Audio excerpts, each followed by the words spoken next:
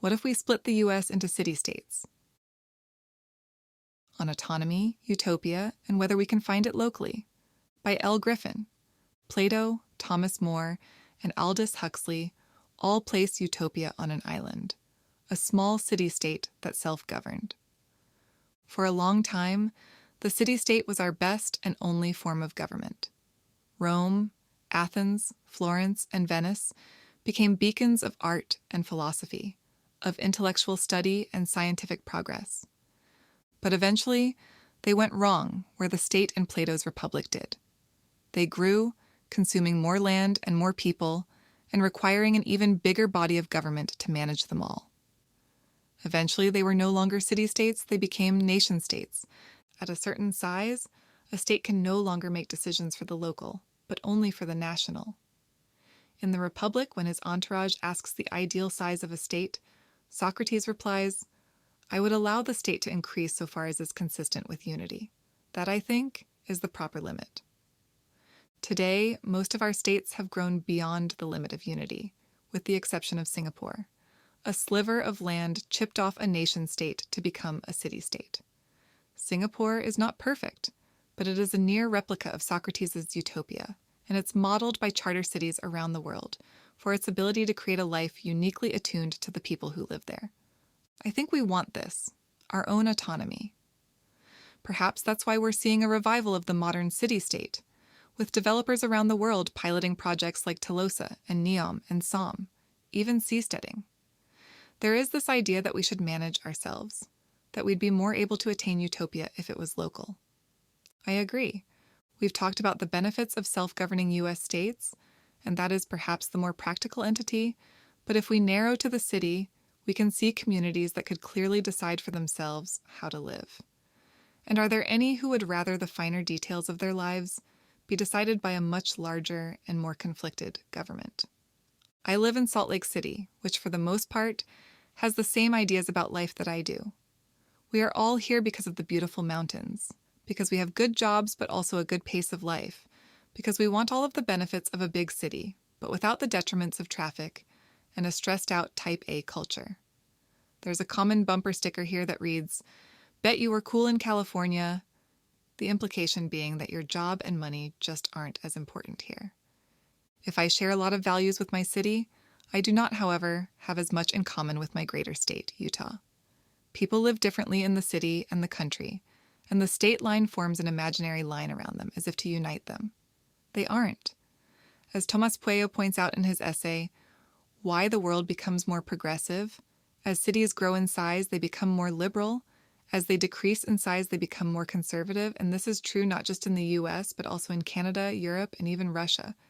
It makes sense. Cities have more wealth, more education, more people. Because there are more people, cities need more services in the form of schools, hospitals, police forces, and homeless shelters. And because there are enough people to support it, they fill the city with signs of human flourishing. Libraries and parks and greenways, universities and theaters and opera houses. In rural areas, however, people don't see that as much. They don't have access to those companies and jobs. They don't have as big of a population, and they also like it that way. As a result, they don't need as big of a police force or as many homeless shelters. They don't have a big enough population to support the arts and the museums. It makes sense why they'd be more conservative. Their tax dollars go to services they don't see and don't get. When city developers recently tried to invest in some of our smaller towns, rural Utah rebelled. We are well aware of the people that absolutely want to take advantage of a town, its infrastructure, and its good people to line their own pockets, the mayor of Eureka, population 740, wrote, "But the majority of Eureka's residents are in a good place economically. We may not have a Porsche Boxster or jacked-up Duramax truck in the garage. It's more like a 1995 F-150 and Polaris RZR side by side. But they are paid for. These city saviors want us to help our community to become like Park City, leaking cash and spillover benefits. It's an illusion. Why does it make sense for the state, which is made up of both the city and the country, to come to any conclusions that might affect the whole of it? Perhaps Salt Lake City shouldn't be making decisions for rural Utah. Perhaps rural Utah shouldn't be making decisions for Salt Lake City. Perhaps communities in both areas should govern as they see fit and not be represented by the same politicians. Perhaps to each their own. The author Jane Jacobs once advocated for the city-state to the point of allowing quiet separatism of any city that wished it, and particularly the secession of the French-Canadian province Quebec from Greater Canada. She points to Sweden's peaceful departure from Norway as an example of what future polities might allow, amicable breakups that benefit both communities. In his review of her work, Etienne Fortier-Dubois grants Jacobs her idealism. In this utopian fantasy, she writes, young sovereignties splitting off from the parent nation would be told, in effect, good luck on your independence. Now do try your very best to generate or maintain, as the case may be, a creative city and its region, and we'll all be better off. Can you imagine Canada saying this to Quebec, or England to Scotland, or China to Tibet and Taiwan? Fortier-Dubois wonders. Yeah, me neither. That's why it's only theoretical and utopian. Jacobs knows very well that nations will never accept separatism as an option, and though the term nationalist has fallen out of fashion, almost all of us still think very much in terms of nations. But cities don't have to separate from nations to have autonomy from them. There are still many benefits to the larger polity, and we'll talk about those in a future essay, but we have left the smaller polity behind in pursuit of it. The EU was perhaps the rare political entity that managed to unite smaller countries even as they maintained their sovereignty. But that balance strains beneath the weight of each new treaty it signs, taking ever more power from its countries as it consolidates them into a larger one. I see no reason why both couldn't exist. Could we continue to unite for matters of war, currency, and economic trade, even as we separate for matters of life? If I could reimagine the United States, I would divide it into metropolitan areas, rather than states. That's already where our economies take place. 90% of our GDP comes from metropolitan areas, and where our population lives. 86% of our population lives in metropolitan areas, and I see no reason why the remaining rural populations couldn't form their own much smaller metropolitan areas and govern themselves as they see fit. Cities in the United States already have a certain autonomy over parks and recreation services, police and fire departments, housing and public transportation. But what if they could do more? What if they had the same autonomy as a state, even a country?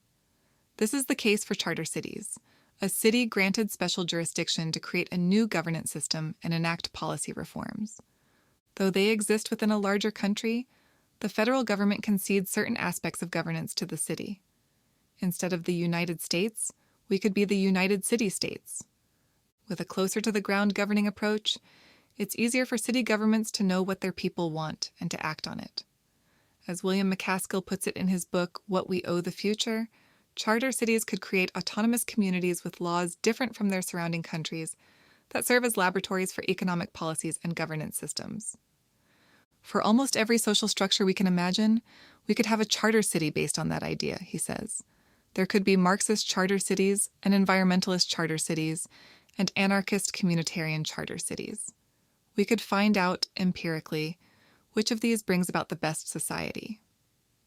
In other words, we could A/B test cities for various utopian hypotheses.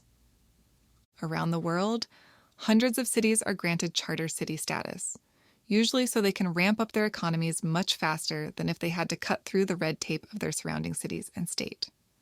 The Charter Cities Institute even created a map of existing projects, with details about what autonomy each city has over various portions of their governments.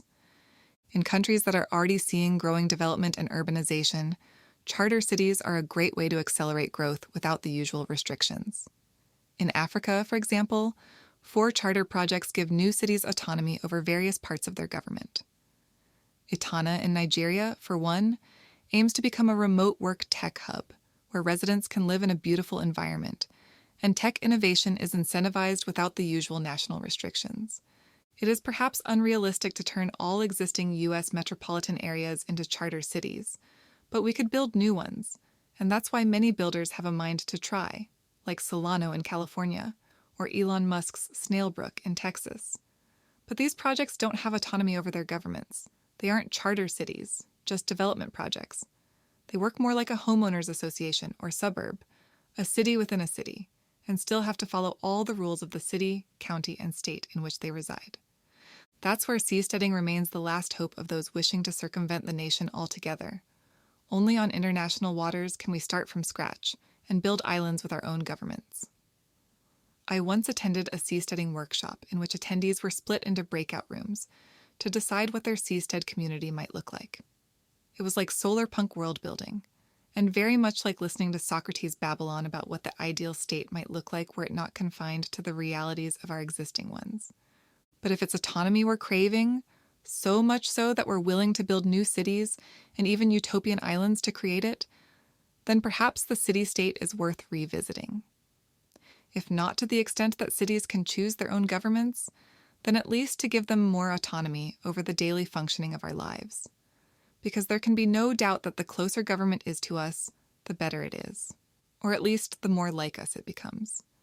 There is unity where there is a community of pleasures and pains, where all the citizens are glad or grieved on the same occasions of joy and sorrow, Socrates concludes for his entourage, and where there is no common but only private feeling a state is disorganized. You have one half of the world triumphing and the other plunged in grief at the same events. The United States is feeling that divide. Half of us want one life and half of us want another, but we can still find unity locally. Maybe even utopia.